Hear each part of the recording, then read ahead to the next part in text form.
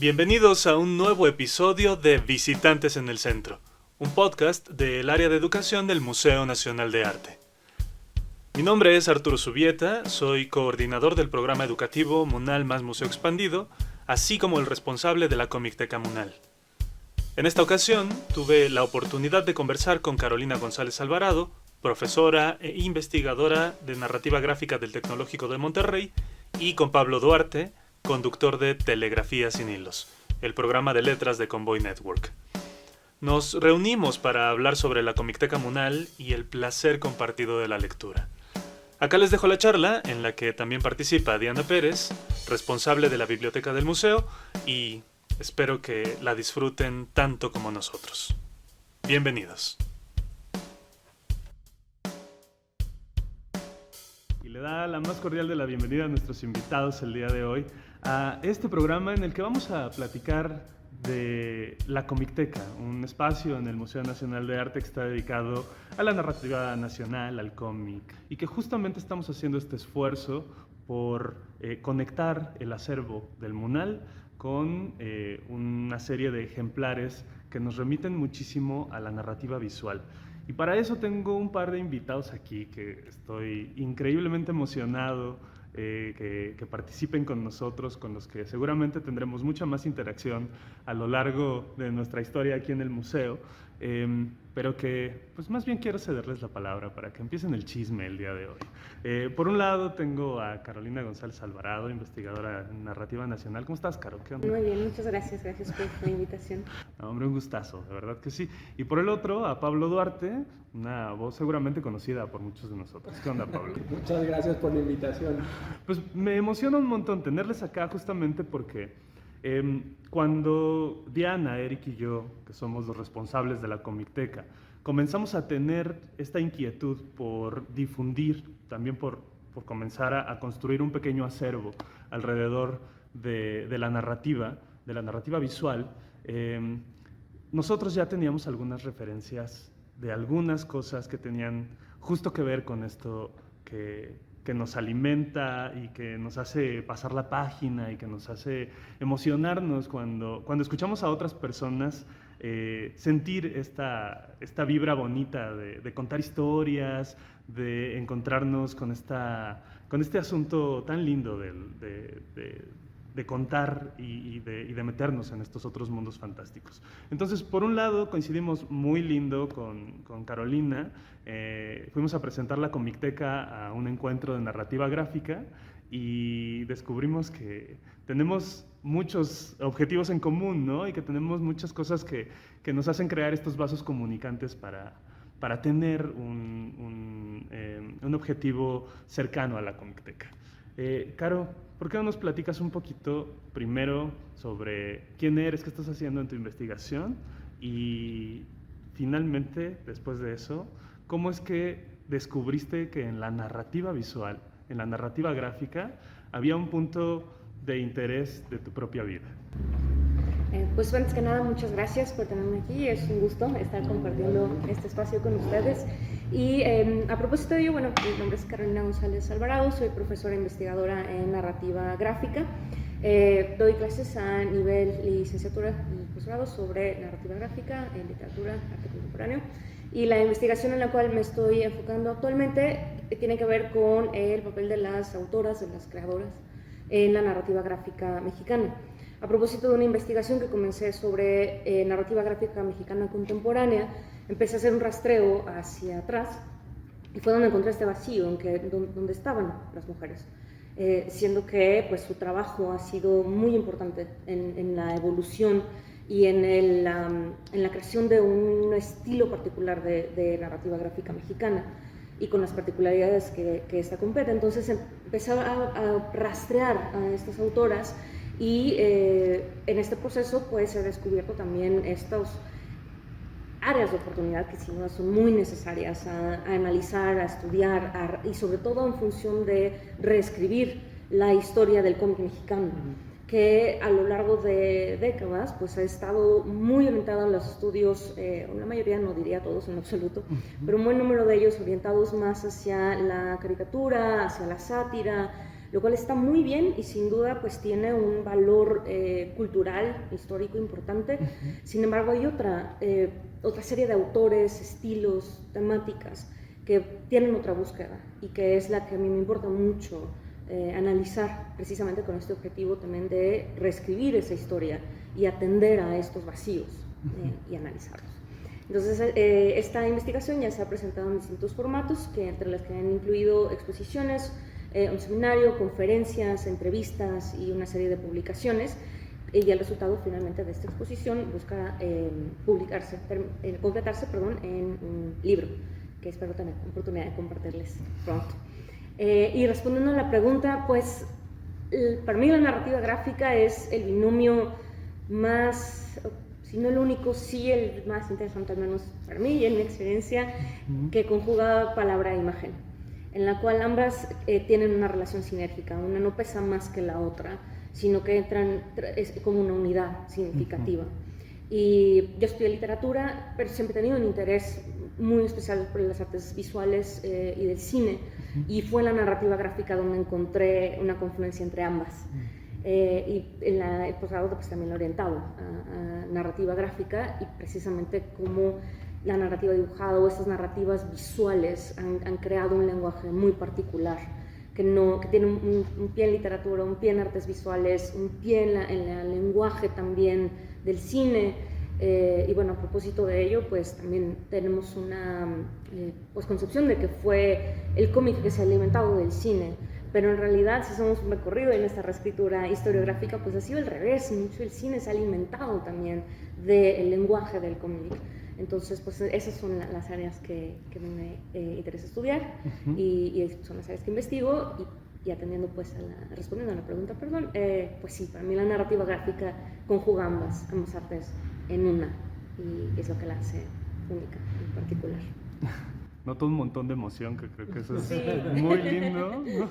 Cuando hacemos investigación, cuando lo platicamos, lo socializamos con la gente, creo que justo a partir de ahí es donde contagiamos el interés por otras personas, que creo que eso es lo que haces un montón, ¿no, Pablo? Pues sí, digamos que eso es lo que en el programa, tengo un programa en la plataforma esta de Convoy, los miércoles, una vez a la semana, y se ha convertido como una especie de club de libro ahí medio libre, y como que ha servido un poco para difundir o para promover o para continuar con estos esfuerzos que me parece, aunque quizá generalizo, pero me parece que todas las personas a las que les interesan los libros tienen algo de proselitistas o tenemos algo de misioneras y misioneros de esta causa, no diría perdida, pero sí que siempre está un poquito a contracorriente, ¿no? Entonces como que hay una especie de sensación de que si no somos nosotros, pues ¿quién? ¿No? Esto no se mueve solo y hay que empujar este carro y tal. Y con ese espíritu es que esta versión de ese programa está sucediendo. Antes el programa lo conducía Diego Rabasa, el editor de Sexto Piso. Era, digamos, como más claramente un programa de autores, entonces él invitaba a muchos autores y había entrevistas y tal.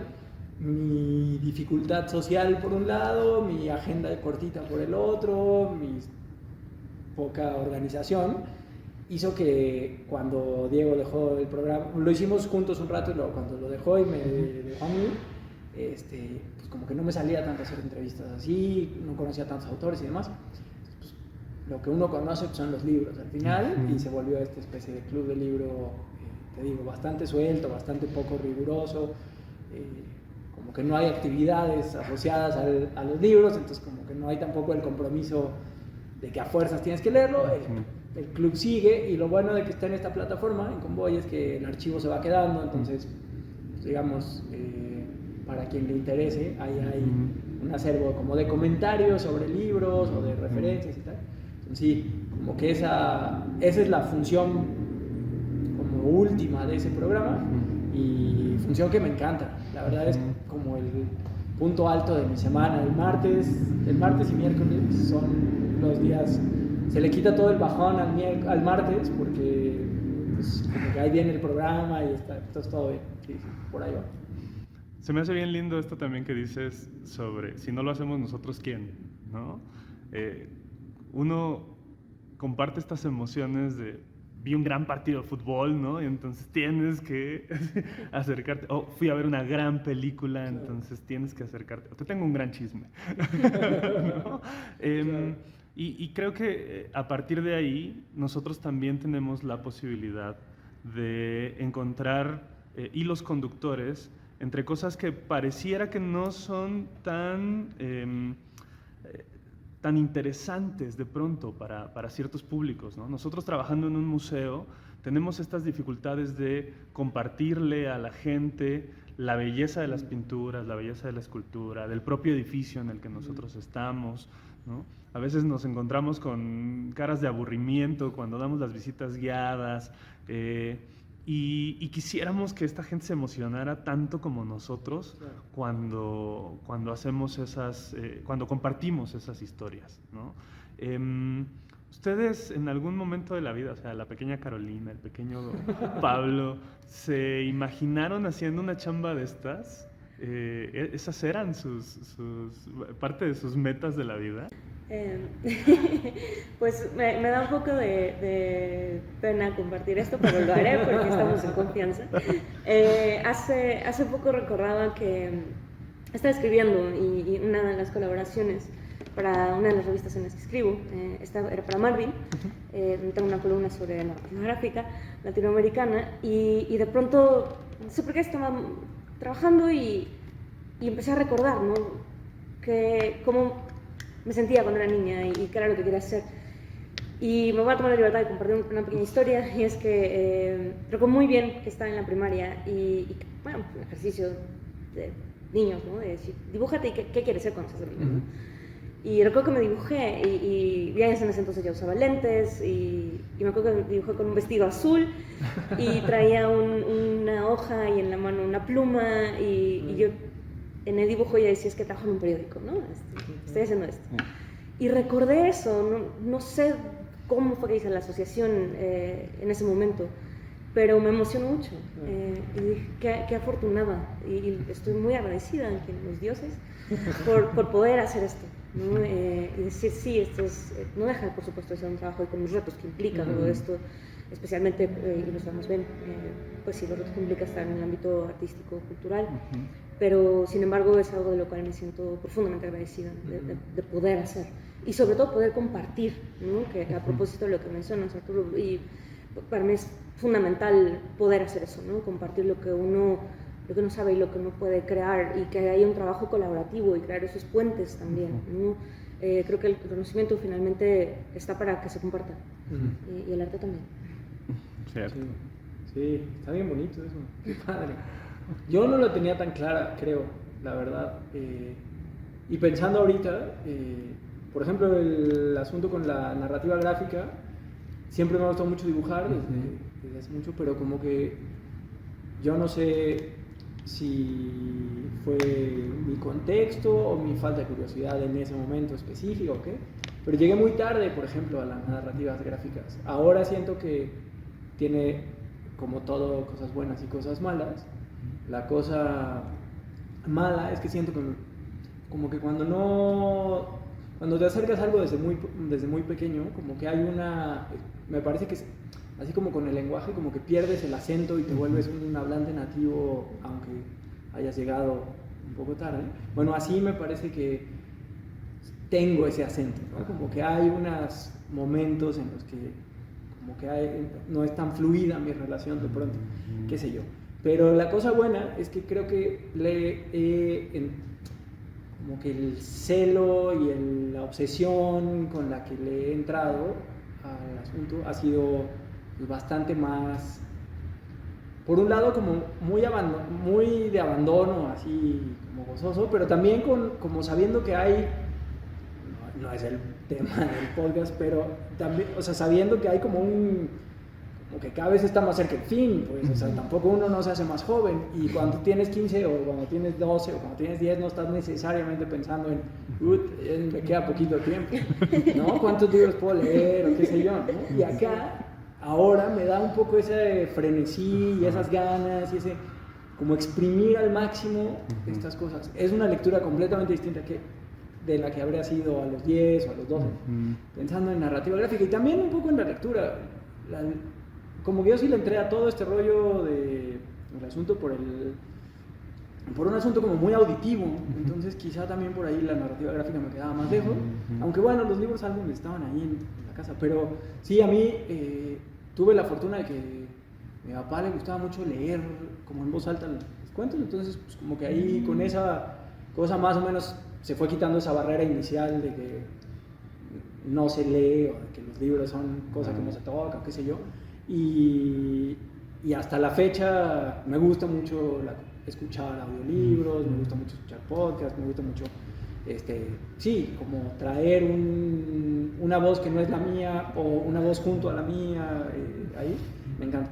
Y creo que en algún momento en la adolescencia, ahí sí dije, bueno, como que los caminos convencionales, crecí en el Bajío de este país, entonces los caminos convencionales de mi entorno como que no me convencían y más bien el camino iba a tener que ser algo o dibujando, escribiendo, haciendo alguna cosa así, y por ahí fue que encontré el gusto y creo que por eso también tengo ese gusto que creo que comparto contigo como de desde otra trinchera evidentemente, pero como de transmitir y de compartir y de promover y de que ese conocimiento poco o mucho sea social, sea compartido, sea de todos, pues.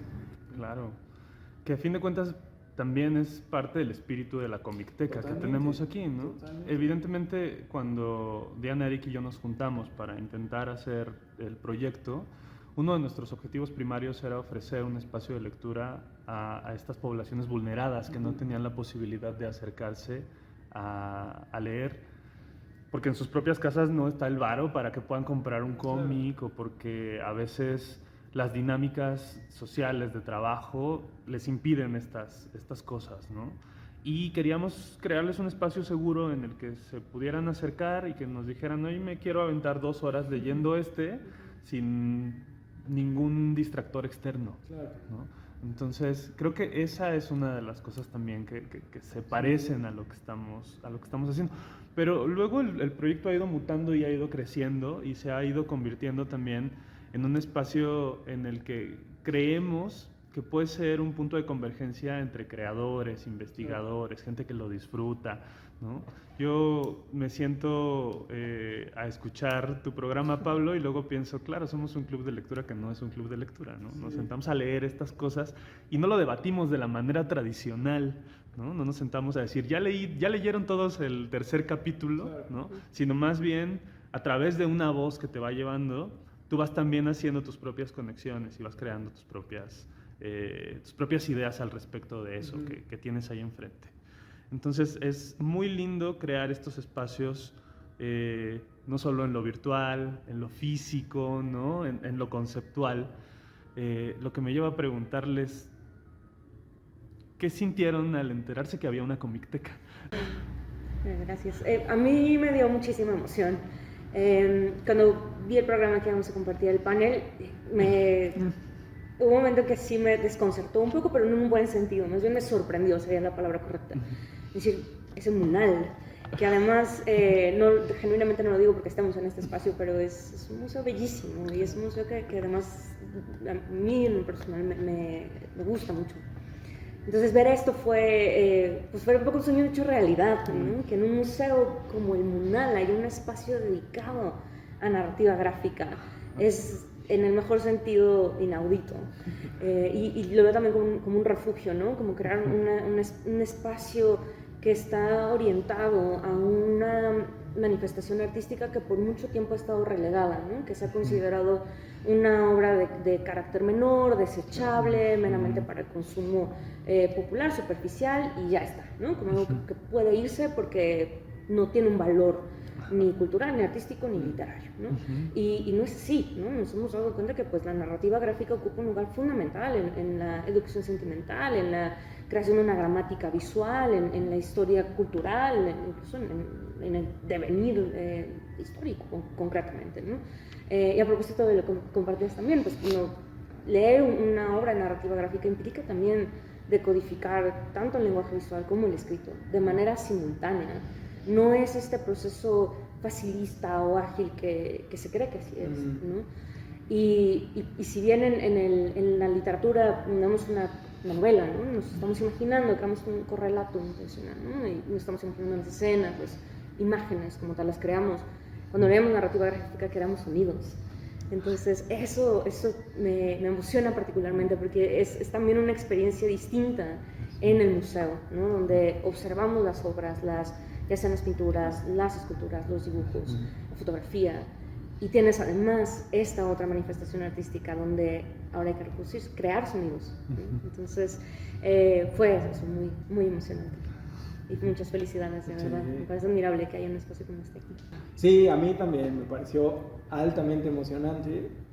Me pareció un poco increíble, si soy honesto, la verdad, porque es como, coincido totalmente con lo que dices, está tan relegado y al mismo tiempo ese repliegue o ese repliegue forzado de todo un género ha creado también como una serie de dinámicas alrededor de esos libros, pues, de esos álbumes o de esos cómics, que como que genera un ciclo medio que se retroalimenta y como que pareciera que no se puede salir de ahí, pues, que como si se sale, entonces pues como que se cedió algo, ¿no? O sea, como que ya necesariamente tiene que estar marginado. No sé, me da esa impresión como en los grandes públicos, pues, o sea, como que no, como que si vas a entrar a los cómics tienes que echarte el clavado completo y, qué sé yo, punto menos que volverte cosplayer, otaku, como que no es una relación como empezar a leer novela policial o empezar como que es una cosa, como que hay un temor, no sé, hay una cosa rara. Y que hubiera una comicteca me parece que es justo otro paso más en favor de romper ese ciclo como de retroalimentación medio de esta, te digo, no sé si, no tengo datos para decir, bueno, se ve tanto, tal, pero me da un poco esa impresión con la gente con la que convivo, que no es tan fan o que no le gusta tanto o que ha visto los subproductos de la narrativa gráfica, que dice, bueno, sí, pero es que como que el compromiso es mayor. Y pues no, el compromiso es el compromiso que tú quieres, pues no hay mayor exigencia en el género en sí.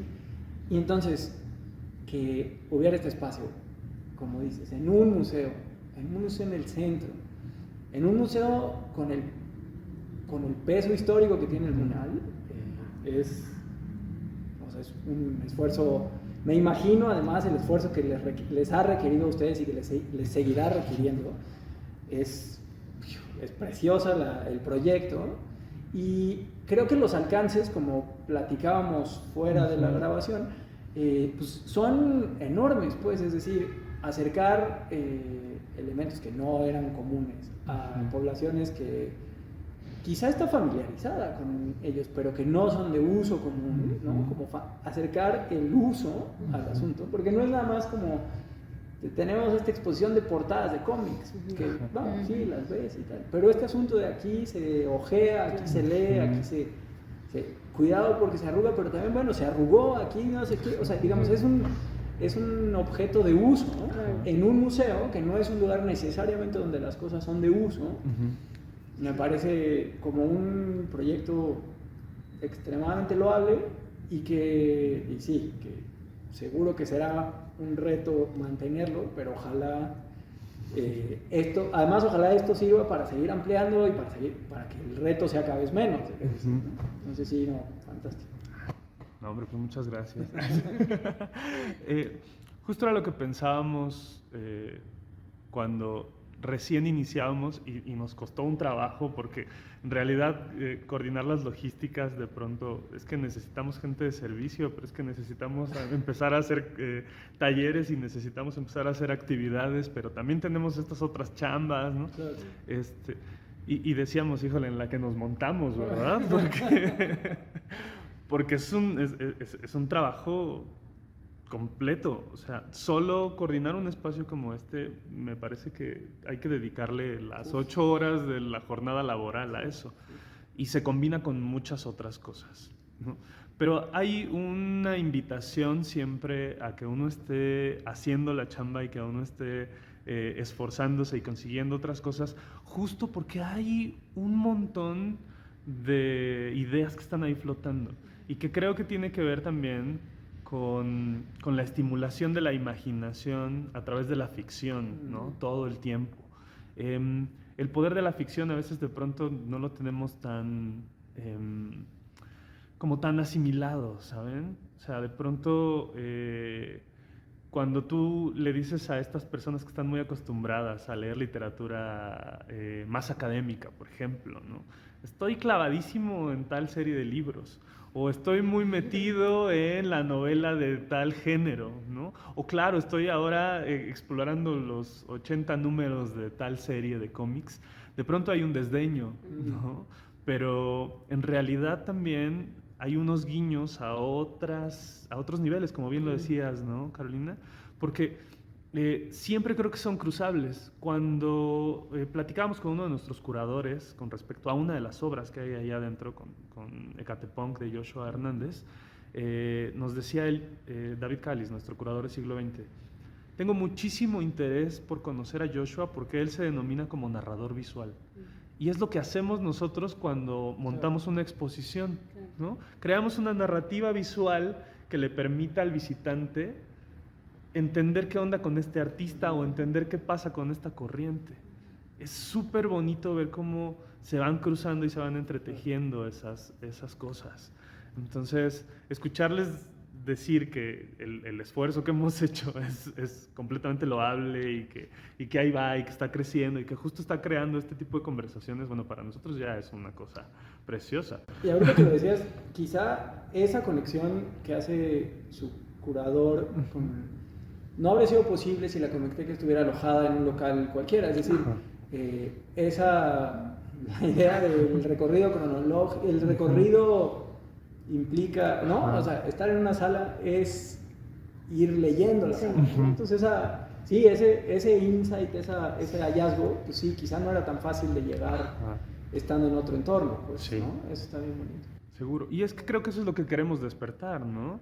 Que pensemos fuera de estas cajitas tradicionales en las que se dice aquí va solo la pintura del siglo XIX y en este espacio solo va el cómic y jamás se cruzan porque entonces estamos cometiendo un gran sacrilegio, ¿no? Ustedes pensando en estas cosas que han leído y en estas cosas que les han influenciado, que les gustan tanto y que ahora que ya estuvieron en la Comicteca, ¿qué les gustaría que estuviera ahí? ¿Cómo por qué? Bueno, pues yo quería comentar dos cosas a propósito de lo que habían dicho. Yo concuerdo completamente contigo en también la experiencia material con la obra, ¿no? Precisamente creo que una cualidad que tiene la narrativa gráfica es que nos ha regresado a sentir el papel, a ver la impresión, a apreciar esas texturas también. Y que sin duda hay toda una propuesta de webcómic muy interesante y muy disruptiva y que genuinamente está creando otro tipo de experiencias de lectura. El hecho de jugar con los formatos en papel y en el formato físico es algo que creo que la narrativa gráfica ha explorado muy bien y que lo va a seguir haciendo. Y también a propósito de los puentes, estoy pensando es un libro álbum, La cosa perdida de Sean Tan, que es un autor que está también influido por el Bosco. Entonces hay una página que de hecho uno la abre, es un momento en que doy un poquito de contexto, el personaje protagonista narra la historia en primera persona y se encuentra una cosa. Y la cosa es un objeto rojo con unas campanitas muy simpáticas. Y empieza a ver que pues, la cosa está perdida y no sabe quién es, ni dónde está, ni de dónde viene. Es una metáfora de hecho muy interesante sobre la migración. Y él encuentra un anuncio donde le dice, pues deja la cosa perdida en este lugar, pero iba a este lugar y dice, no, este lugar se ve inhóspito, terrible, yo no voy a dejarlo aquí. Y encuentra otro sitio donde están otras cosas, como la cosa que se perdió. Entonces uno abre la página y ves el formato, en el libro abierto, las 2 páginas, la composición de estas páginas recuerda precisamente a Jardín de las Delicias. Entonces esos puentes que se están dando entre una obra de narrativa gráfica, en este caso el libro álbum, que de hecho es una obra que está dedicada al público infantil, y una obra que es canónica en la historia del arte, bueno, esos puentes en realidad no están distanciados uno del otro, ¿no? Y creo que sobre todo en la época contemporánea esos vasos comunicantes están allí, ¿no? Y ese traslado de uno al otro se da de una manera amable y mucho más clara, justo si tenemos espacios como la comiquería que permiten que ese paso sea posible. Y bueno, respondiendo bueno, me apresuro en el comentario, perdón que está hablando tanto, pero creo que la narrativa gráfica ha padecido, creo, y también ¿qué piensan ustedes? Sí, el mismo problema que han tenido otros géneros también literarios, ¿no? Estoy pensando en la fantasía, estoy pensando en ciencia ficción, incluso en algunas cosas de terror, pero en ciencia ficción y fantasía sí, ¿no? Como, bueno, esto es como cosa menor, es para que te entretengas, ¿no? Y pases el rato. Y no, o sea, genuinamente tiene, es otra forma también, o sea, la verdad poética es otra forma de hacer verdad, ¿no? Y estoy pensando desde series clásicas como El Señor de los Anillos hasta como Gerard de Rivia, ¿no? Que bueno, ha tenido toda una remediación en videojuegos y ahora en la serie, pero genuinamente los libros, literariamente hablando, son estupendos. Entonces, bueno, es ver la calidad literaria que tienen estas piezas, o estas obras, y también en ciencia ficción, pues, atienden también ambas en cada uno de sus géneros, en su estilo, a hablar de lo humano, ¿no? Y son metáforas finalmente de la realidad, y son otra manera también de entender nuestra realidad, ¿no? Eso nos refleja de otra manera quiénes somos y a qué nos estamos enfrentando, y problemas intrínsecamente ontológicos, ¿no? Bueno, respondiendo ahora sí a la pregunta, eso de este gran rodeo, yo pienso que el catálogo que se está formando es eso, ¿no? Yo creo que el acervo, que se está formando está justo creciendo a estas distintas áreas, porque no está limitado a series que sean muy conocidas de grandes editoriales, sino también a artistas. Tienen espacio artistas como Joshua, que sin duda Catepong es muy interesante, a editoriales independientes. Entonces creo que esa diversidad es lo que un acervo como este lo hace tan rico, ¿no? Tener todo ese crisol que permite acceder a distintas formas, ¿no? de una expresión artística como la narrativa gráfica. Sí, a mí me parece que, yo por desconocimiento, la verdad, pero la producción nacional, como que, insisto, es más por desconocimiento, pero creo que es como que un lugar que me encantaría que creciera, ese estante de producción nacional, muchísimo, porque, insisto, por un asunto de desconocimiento, conozco poco, y creo que también luego no es tan sencillo acceder a ellos, qué sé yo, ir a ferias, estar yendo. No es necesariamente que, si de por sí las librerías o esos puntos de venta donde se consiguen no necesariamente son los más amigables con la narrativa gráfica, cada vez un poco más, pero como sucede con las salas de cine, qué sé yo, amigables con ciertas narrativas gráficas, con ciertas editoriales, con ciertas series, creo que es un espacio mandado a hacer, además, pues, de lo que decías al principio, de vinculación, que no sea un espacio solo de consulta, sino un espacio de interacción con creadores, con editores, con curadores, con especialistas. Es como que es el sitio perfecto que hace que la Comicteca, como las bibliotecas en general, cumplan su función, que es como, no sé, se me hace como desbordar el acto de lectura. Justamente ese es como un poquito el reto que tenemos nosotros al estar promocionando un espacio como este dentro del museo, ¿no? Porque al final del día, como bien lo comentamos, pues es hacer esta relación y estos cruces tanto con colección dentro del museo como con precisamente personas como ustedes tan interesadas en este tema, pero que precisamente se denote esa visibilidad, ¿no? Esa importancia que tienen de repente en la narrativa gráfica, y hacer mucho énfasis también en lo que es en la narrativa mexicana. Nos parece que es una cuestión también bastante importante, porque de repente es como que hablas de cómics y tienen muy identificados otro tipo de Claro. cómics, ¿no? Marvel, DC, etcétera, ¿no? Entonces para nosotros ha resultado justamente importante hacer este impulso con las narrativas mexicanas, y pues que sea esa parte visible, ¿no? Además creo que también el contenido pues nos arroja cierto aprendizaje para nosotros, específicamente para mí es importante justamente hacer esta difusión de la lectura, ¿no? Acercar esta parte a los más chiquitos, Claro. pues me parece que también es una manera de enseñarles, ¿no? Como a lo mejor algún bagaje histórico, ¿no? Alguna parte de la cultura, etcétera, ¿no? Entonces creo que justo esos puntos son los que también la Comicteca dentro de este espacio tiene como puntos fuertes, ¿no? De igual forma creo que también algo importante es que precisamente es como nosotros percibimos desde afuera el museo, ¿no? Y que tenga este espacio en el que no nada más es que puedes, qué es lo que no puedes hacer en el museo, ¿no? Y decir, no, pero es que qué es lo que sí puedes hacer en el museo. Y pues justo otro punto importante es ¿no? Que no nada más vengas a ver, sino que puedas hacer, que puedas, como ustedes bien lo mencionaban, tocar, ¿no? Que puedas ojear, que puedas imaginar, porque al final del día yo creo que meterte a la lectura también es meterte al mundo, ¿no? De repente te identificas con algún personaje o incluso con varios, ¿no? Por supuesto que algo que también ustedes mencionaban en cuanto a las lecturas es que a lo mejor la forma en la que leemos una novela no es la misma en la que vamos a leer un cómic, pero al final del día nos vamos a meter, nos vamos a sumergir en esta historia, vamos a lograr identificarnos y vamos a hacer nuestro propio mundo, ¿no? Entonces esto es algo que yo veo muy, muy bonito como de manera general en la lectura, y creo que es un punto fuerte también para nosotros. Claro. Darle esa otra vista al museo, ¿no? Como espacio cultural, justamente. Tienes toda la razón, y también me parece que para nuestros lectores, no digo los treintones, cuarentones como nosotros, que entran y que están fascinados, pero de pronto estos chavitos que viven aquí en el centro histórico y que piensan, me voy a topar con Marvel o con DC, y de pronto ven algo de Ecatepec, ¿no? Claro. Hay por ahí unas tiras pequeñas de un tipo que se llama Libo Malo, y que él es de Nesa y que refleja la cotidianidad de un par de amigos. Uno trabaja en un Oxxo y el otro anda ahí cotorreando como en las calles, ¿no? Entonces ese tipo de conexiones evidentemente crean identificación, ¿no?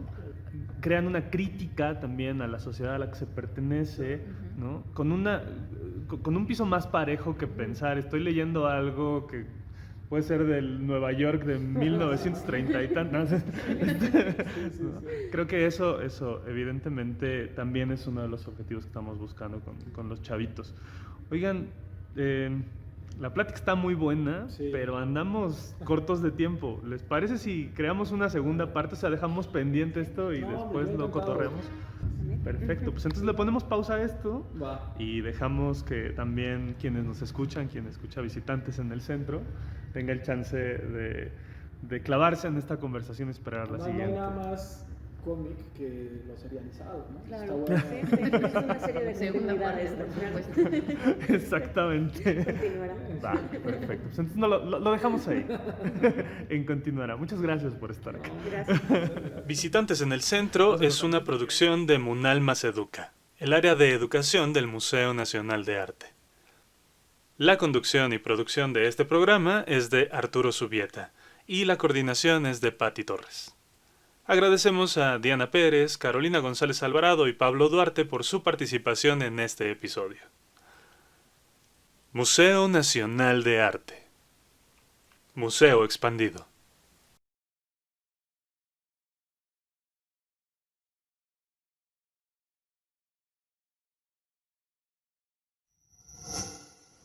Gobierno de México.